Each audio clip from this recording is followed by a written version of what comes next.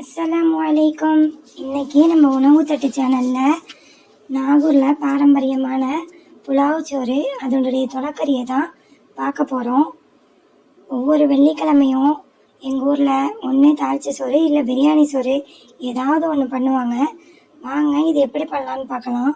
ஜீரக சம்பா அரிசி 4 கப்பு ஒரு அரை மணி நேரம் சோக் பண்ணிக்கலாம். ரைஸ் குக்கரில் தான் இப்போ நான் பண்ண போகிறேன். அதுக்கு 4 கப்புக்கு 2 லிட்டர் தண்ணி ஊற்றி தேவையான அளவு உப்பு போட்டு கொதிக்க விட்டுடலாம். ஒரு அடுப்பில் ஒரு வானலியை வச்சு ஒரு 100-150 ml ஆயில் ஆட் பண்ணி பட்டை, கிராம்பு, ஏலக்காய் எல்லாத்தையும் ஆட் பண்ணிக்கலாம். இது கொஞ்சம் கொதி வந்ததுக்கப்புறம் வெட்டி வச்ச வெங்காயத்தை நல்லா பெரிய சைஸ் வெங்காயமாக ஒன்று ஆட் பண்ணிங்க. வெங்காயம் பச்சை வாசம் போகிற வரையும் வதக்கி விட்டுட்டு இஞ்சி பூண்டு பேஸ்ட்டு 2 டேபிள் ஸ்பூன் ஆட் பண்ணிங்க. இஞ்சி பூண்டு பேஸ்ட்டுடைய பச்சை வாசமும் போகிற அளவுக்கு வதக்கணும். இந்த மசாலா கருகிடக்கூடாது. கருகிடுச்சுன்னா சாதத்துடைய கலர் மாறி போயிடும். ஒரு கைப்பிடி அளவு புதினாவும் ரம்ப இலையும் ஒரு 2 இருந்தால் வெட்டி சேர்த்துங்க. ஒரு கப்பு நல்லா தயிர், ஃப்ரெஷ்ஷான தயிர் 1 கப்பு சேர்த்து இதை நல்லா வதக்கிக்கிட்டே இருங்க. எண்ணெய் பிரிஞ்சு வந்ததுக்கப்புறம் இந்த கொதிச்சிட்டு இருக்கிற தண்ணியில் ஆட் பண்ணிடுங்க. இந்த பொரியலை ஆட் பண்ணி தண்ணி நல்லா கொதி வந்ததுக்கப்புறம் நம்ம அரிசியை உள்ளக்க ஆட் பண்ணணும். தண்ணி கொதிச்சிருச்சு. இப்போ நம்ம அந்த அரிசியை நல்லா களைஞ்சிட்டு வடித்து ஆட் பண்ணிக்கலாம். அவ்வளோதான், சாதம் புழுங்கிடும்.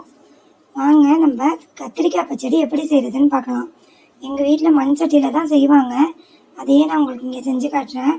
ஒரு 100 மில்லி ஆயில் ஆட் பண்ணி கடுகு போட்டு கடுகு வெடித்ததும் சீரகம் 1 ஸ்பூன் போட்டு கருவேப்பிலை போட்டுங்க. மண்சட்டி சூடு வர்றதுக்கு கொஞ்சம் டைம் எடுக்கும். ஆனால் வந்துருச்சுனாக்கா நீங்கள் அடுப்பை சிம்மில் வச்சுக்கிட்டே இந்த ப்ராசஸ் பண்ணலாம். கருவேப்பிலை நல்லா பொரிஞ்சதும் கைப்பிடி அளவு வெங்காயம் சேர்த்துங்க. நீங்கள் நாட்டு வெங்காயம் இருந்தாலும் இதுக்கு சேர்த்துக்கிட்டா ரொம்ப டேஸ்ட்டாக இருக்கும். கத்திரிக்காயை இந்த மாதிரி தான் கீறி வச்சுக்கணும் காம்போட. அதுதான் அதுக்கு ஒரு நல்ல ஃப்ளேவராக இருக்கும். இதில் 1 ஸ்பூன் மிளகாய்த்தூள், மஞ்சத்தூள், மிளகுத்தூள், உப்புத்தூள் எல்லாம் சேர்த்து நான் இதை நல்லா ரப் பண்ணி வச்சுக்கிறேன். மசாலாவை சட்டிலேயே போட்டு பொரிப்பாங்க. ஆனால் நாங்கள் இந்த மாதிரி பண்ணுவோம். இது ஒரு நல்ல ஒரு சூப்பரான ஃப்ளேவராக இருக்கும். இப்போது நம்மளுடைய வெங்காயமும் நல்லா பொரிஞ்சிருச்சு. இதில் நம்ம மசாலா போட்டு வச்சுருந்த கத்திரிக்காயை போட்டு ஒரு 10 பல்லு பூண்டு போல் நல்லா உரித்து இந்த எண்ணெயிலேயே இந்த கத்திரிக்காயை நல்லா ஃப்ரை பண்ண விடணும். எண்ணெய் கத்திரிக்காய்னு பேரே இருக்குது. அந்த மாதிரி எண்ணெயிலே நல்லா வதங்கினதுக்கப்புறம் ஒரு பெரிய சைஸ் தக்காளியை சாப் பண்ணி உள்ளக்க சேர்த்துக்கலாம். இது நல்லா பொரிஞ்சதுக்கப்புறம் ஒரு 2 ஸ்பூன் தனியாத்தூள் போட்டு தண்ணி ஊற்றி இந்த தண்ணியில் இந்த கத்திரிக்காயை வேக வச்சிட வேண்டியது தான். நெய்ச்சோறுக்கு ஒரு சரியான காம்பினேஷன் இது. ட்ரை பண்ணி பார்த்துட்டு கமெண்ட்டில் சொல்லுங்கள். இது நல்லா வேகட்டும். நல்லா எண்ணெய் பிரிஞ்சு வரும். இந்த டைமில் ஒரு 4 டேபிள் ஸ்பூன் நம்ம புளி கரைச்சி ஆட் பண்ணிக்க போகிறோம். நான் ஏற்கனவே புளி பல்ப்பு எடுத்து வச்சுருந்தேன். ஒரு 4 டேபிள் ஸ்பூன் நல்லா புளி தான் இதுக்கு ரொம்ப ஒரு ஜூஸியான ஃப்ளேவரானது. அதுக்கப்புறம் ஒரு 2 டேபிள் ஸ்பூன் நல்ல கெட்டியான தேங்காய் பால் ஊற்றி நாட்டு சர்க்கரை ஒரு 1.5 டேபிள் ஸ்பூன் நம்ம ஆட் பண்ணணும். 1 டேபிள் ஸ்பூனாவது ஆட் பண்ணணும். அப்போ தான் அது அந்த சர்க்கரையுடைய டேஸ்ட்டை நல்லா என்ஹான்ஸ் பண்ணி காட்டும். சர்க்கரையுடைய டேஸ்ட்டும் இந்த புளிப்புடைய டேஸ்ட்டும் ஒன்றா சேரும்போது இந்த டிஷ்ஷுக்கு ஒரு சூப்பரான ஒரு ஃப்ளேவராக இருக்கும். அவ்வளோதான், நம்மளுடைய கத்திரிக்காய் பச்சடி ரெடி ஆகிடுச்சு. இது எண்ணெய் பிரிஞ்சு வர அளவுக்கு மூடி வச்சு ஒரு 5 நிமிஷம் சிம்மில் வச்சு இறக்கி வச்சிட வேண்டியதுதான். இப்போ வாங்க இதுக்கு சைடான நம்ம பருப்பு எப்படி பண்ணுறதுன்ட்டு பார்த்துடலாம்.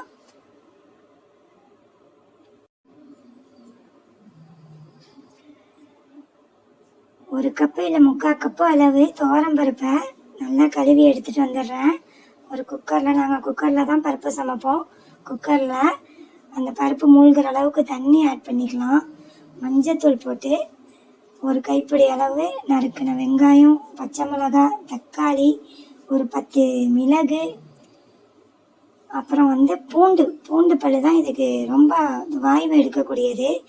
உங்களுக்கு இயற்கையாகவே பருப்பில் வாய்வு இருக்கும். கண்டிப்பாக இதுக்கு நீங்கள் ஒரு 10 பல்லு பூண்டு ஆட் பண்ணிங்க. நல்லெண்ணெய் ஊற்ற போகும்போது இது பொங்கி குக்கர் வெளியே வராமல் அதை பாதுகாத்துக்கும். அந்த மாதிரி ஒரு விசிலை விட்டு ஒரு 2 விசில் சிம்மில் வச்சு எடுத்திங்கன்னா நல்லா குழஞ்சிரும் பருப்பு. அதை நல்லா குழைய விட்டுடணும். இப்படி இந்த மாதிரி நல்லா குழஞ்சதுக்கப்புறம் கெட்டியான தேங்காய் பால் 1 கப்பு ஊற்றி அதை நல்லா ஜூஸியாக்கி விட்டுடணும். ரொம்ப கொடன்னு இருக்கக்கூடாது, ரொம்ப கட்டியாகவும் இருக்கக்கூடாது. அள்ளி ஊற்றினா மெதுவாக ஊற்றணும், அந்த ஸ்டேஜில் இருக்கணும்.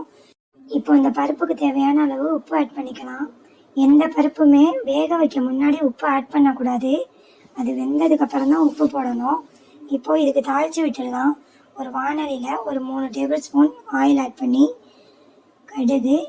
கடுகு வெடித்ததுக்கப்புறம் ஜீரகம், கருவேப்பிலை போட்டு கருவேப்பிலை நல்லா பொரிஞ்சதுக்கப்புறம் கொஞ்சம் மிளகாய் தூள் போட்டு இதை தூக்கி அந்த பருப்பில் ஊற்றிட வேண்டியது தான்.